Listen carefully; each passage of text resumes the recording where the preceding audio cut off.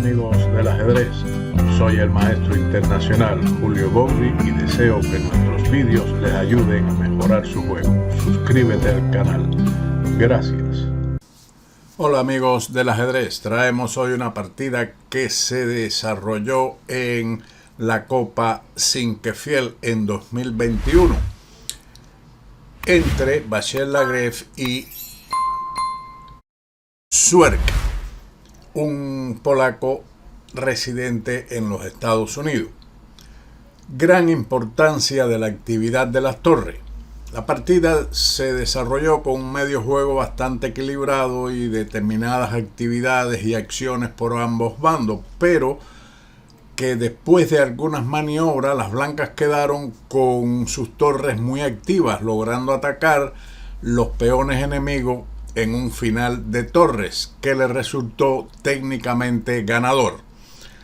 Este encuentro comenzó con los siguientes movimientos: E4 A5, caballo a F3 y caballo C6, alfil C4, alfil C5, C3, caballo F6 y la moda actual con D3, un yuco pianísimo, un juego muy lento. Continuó el negro con enroque corto y ahora el blanco se enfrentó al siguiente movimiento, D5, que es una de las variantes que se ha jugado. Sin embargo, el movimiento más corto con D6 se ha empleado en mayores oportunidades. Luego de D5, el blanco capturó en el centro con E por D5, caballo por D5 y torre E1, poniendo una presión directa sobre el peón de E5, que ahora solamente está defendido por el caballo. Pero su contrario, al jugar alfil G4, limita la actividad del caballo de F3, que no podrá capturar en E5 so pena de perder la dama de D1. Continuó el desarrollo con caballo de B a D2. Estamos en una línea característica del guiucopiano. Para los que le interese en la nomenclatura del informador, C54. El negro retiró ahora su caballo a B3, intentando el cambio del caballo por el alfil, este alfil que tiene una actividad muy poderosa sobre esta diagonal. H3, pidiéndole una explicación al alfil que se mantiene en esta diagonal con la intención de en un futuro, bueno, también cambiarse por el caballo o efectuar la retirada del alfil a G6 tocando el peón de D3. Las blancas hacen alfil B3. Todo esto es teórico, incluso Vachier Lagrave ha jugado esta posición en otras oportunidades. Siguió rey H8. La idea de las negras es liberar el peón F para que el alfil no le moleste en ese avance. Sin embargo, es cuestionable por qué razón las negras no capturaron dama de 3. Ya esta posición, esta captura se la habían hecho a Vachier Lagrave en alguna oportunidad. A lo que el blanco como mejor alternativa tiene caballo E5, puesto que si se juega alfil C2, entonces seguiría la captura alfil por C3, caballo por F3, dama por D1, alfil por D1 y torre a D8, con lo cual las negras conservan el peón de ventaja, puesto que ahora está defendido indirectamente debido a que el alfil de D1 quedaría sin protección en caso de que el blanco capturase en E5. Sin embargo, después de caballo por E5, dama F5, caballo de a F3 y torre a D8, las posibilidades aquí están aproximadamente igual. Aunque el blanco pudiera tener un juego más cómodo debido a su pareja de alfiles. Ahora no resulta ventajoso el siguiente avance, G4, tal vez para mantener cierta preponderancia con sus alfiles, dama E2 sea preferible, puesto que G4 conduce a la siguiente posición después de alfil por G4, H por G4, dama por G4 jaque, rey H1, dama H3, caballo H2, alfil D6. Y ahora la mejor continuación de las blancas es entregar un peón y después de F4, alfil por F4, torre E2, las posibilidades están equiparadas. Las blancas tienen una pieza por 3 peones de las negras, lo cual desde el punto de vista material está igualado. En un final, los 3 peones pudieran ser mejores que la pieza de las blancas, pero eso sería en un final. Todavía queda mucho por andar en esta posición. Por ese motivo, tal vez el negro no quiso entrar en esas actividades y jugó rey H8, a lo que fue respondido con caballo E4. Ya en esta posición las blancas tienen cierta iniciativa. De momento están atacando el alfil de C5, que ahora fue defendido con caballo D7, alfil D5. El alfil se traslada a otra posición para actuar en esta diagonal y en algunas variantes capturar el caballo de C6 doblando los peones del enemigo, quien jugó ahora alfil B3 y caballo G3. Aquí podría considerarse el avance B4, con lo cual las blancas quedarían ligeramente mejor o con una ventaja un poquitico más que ligera. Tras caballo G3 siguió alfil por F3, con lo que las negras igualan sus actividades tras dama por F3 y F5. Ahora el blanco jugó D4. Está bien claro que la captura del peón de F5 es un grave error por G6 debido a la clavada a que está sometido el caballo por la dama de F3. La reacción central de las blancas no va a favorecer mucho la ventaja, como veremos a continuación. Siguió F4, caballo E4 y ahora las negras realizan una novedad, dama H4. Anteriormente se había jugado en lugar de ese movimiento la captura directa en D4. Sigue alfil por F6, que es uno de los objetivos del movimiento alfil D5 para eliminar este caballo y doblar los peones después de B por C6, alfil por F4, D por C3, B por C3. Después de la jugada caballo E5, dama G3, caballo D3, torre a D1, caballo por E1, torre por D8 y torre de A por D8, las blancas ganaron esta posición en 59 movimientos en una partida entre Nepomniachtchi y Aronian en chess.com en internet en el año 2020. Se considera como posición completamente ganadora para el blanco. Por esa razón, tal vez después de caballo E4, el negro decidió este movimiento, que es una novedad, a lo que fue respondido con caballo D2. Tal vez Bacher haya considerado el salto caballo C5, alfil por C5, D por C5, torre de F a E8 y ahora B4 con ligera ventaja de las blancas, pero él prefirió en esta posición, después de dama H4, retroceder con su caballo a D2 para darle una actividad en C4 con el fin de eliminar el alfil de B6 que ejerce una presión sobre esta diagonal. Luego de esa retirada, E por D4, caballo C4, torre a D8, alfil por C6, B por C6, y hay que completar el desarrollo, lo que hizo muy bien Bacher-Lagrève con alfil D2 y su adversario caballo F6, manteniendo o dando la actividad a su torre y al caballo, que podría ir en un momento determinado a la casilla D5.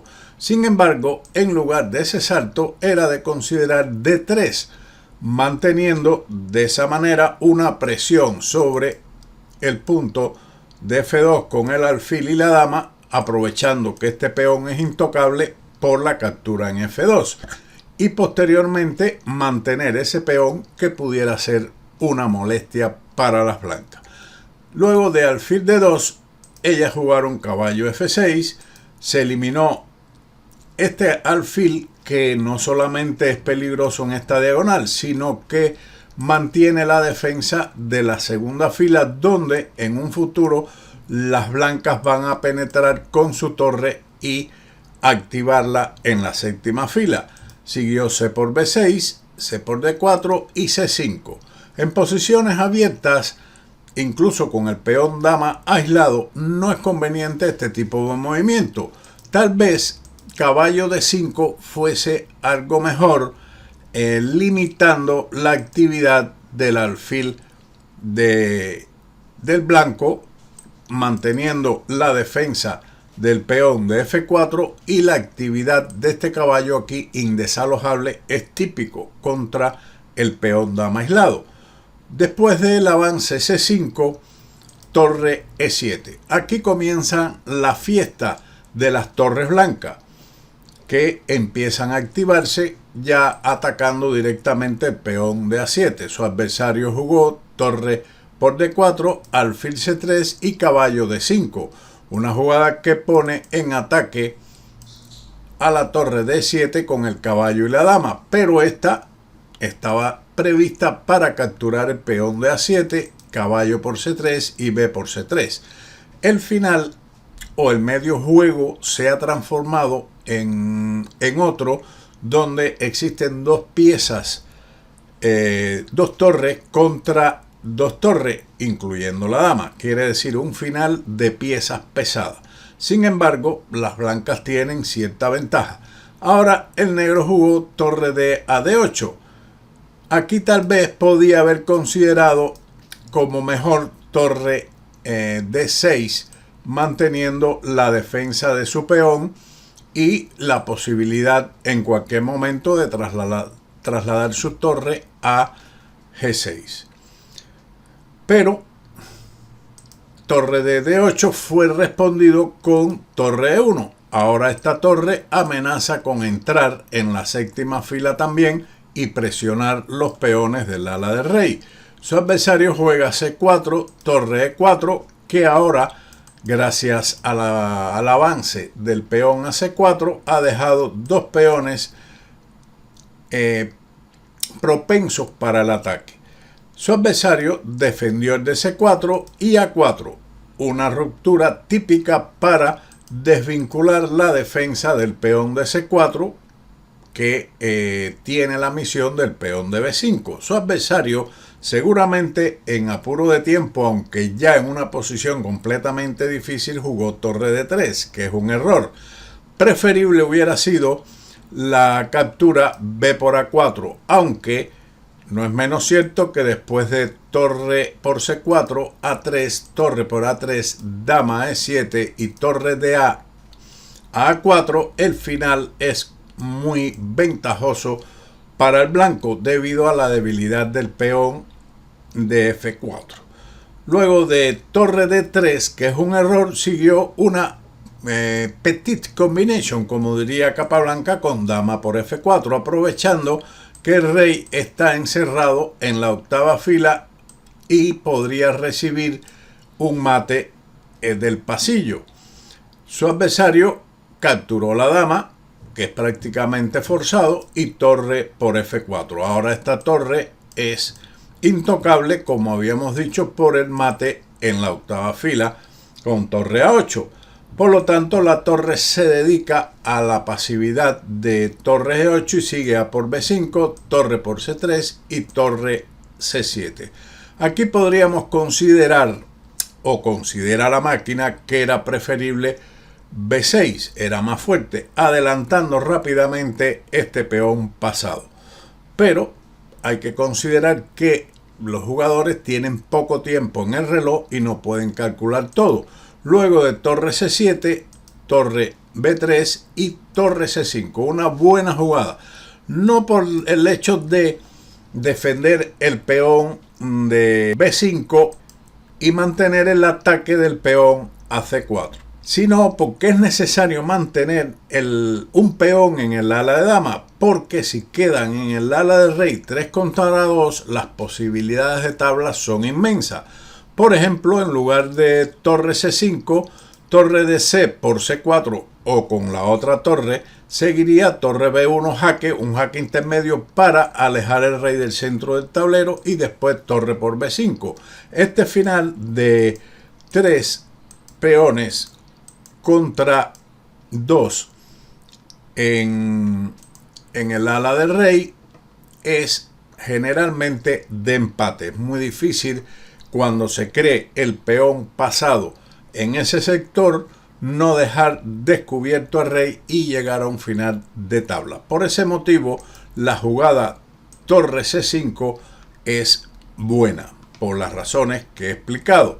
Siguió C3, torre de F a C4.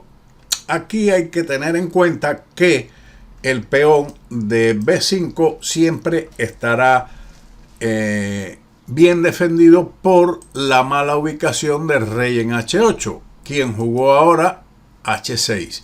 ¿Qué hubiera pasado si, por ejemplo, siguen con torre B8? En ese caso seguiría torre por C3. Después de torre por C3, por ejemplo, torre por C3, es imposible o no es conveniente torre por B5 debido al mate que se produce con torre C8. Por ese motivo, ellas jugaron H6 con la idea de jugar ahora torre B8 y capturar el peón de B5. Pero ya sería tarde. Después de torre por C3, continúa el encuentro con torre B1, rey H2 y rey H7. ¿Qué hubiese pasado? Bueno, si ahora torre B8 con la idea de capturar el peón de B5, entonces se cambian las torres con torre C8, torre por C8, torre por C8 jaque, rey H7 y torre B8, con un final ganador debido a que existen 2 peones de ventaja para el blanco. Por lo tanto, esa línea no era apropiada para las negras, quienes habían jugado rey H7. Sin embargo, después de torre G3, torre B2, F4, G6, la posición ya es completamente perdida con 2 peones en contra. De todas formas, esta jugada se considera por la máquina como un error, pero la recomendación del rey H8 es respondido con torre G6, torre F8 y torre C7, demostrando nuevamente la gran actividad de las torres blancas sobre el punto de G7, que posteriormente seguiría B6, B7 y un final completamente ganador. Después del avance G6, la partida finalizó de la siguiente forma: F5, G5, torre D3 y torre E8. No hay defensa. El encuentro fue rematado de la siguiente forma, con torre D7, rey G8, torre C6, entregando el peón de B5, pero con el fin de aniquilar los peones del ala del rey. Después de torre por B5, torre G6, jugada intermedia que permite, después de rey F8, la captura del peón con amenaza de mate en H8, que es defendido con rey G8, y ahora F6 define la partida. La amenaza de torre G7 jaque seguido de torre 8 mate es prácticamente inevitable. Una interesante partida donde se demuestra el concepto que dio Ninzowitsch hace muchos años del poder de las torres en la séptima fila. Espero que este vídeo sea de su utilidad y lo puedan emplear en alguna de sus partidas. Sin más, nos veremos como siempre en otro vídeo de ajedrez con Bowdy. Chao.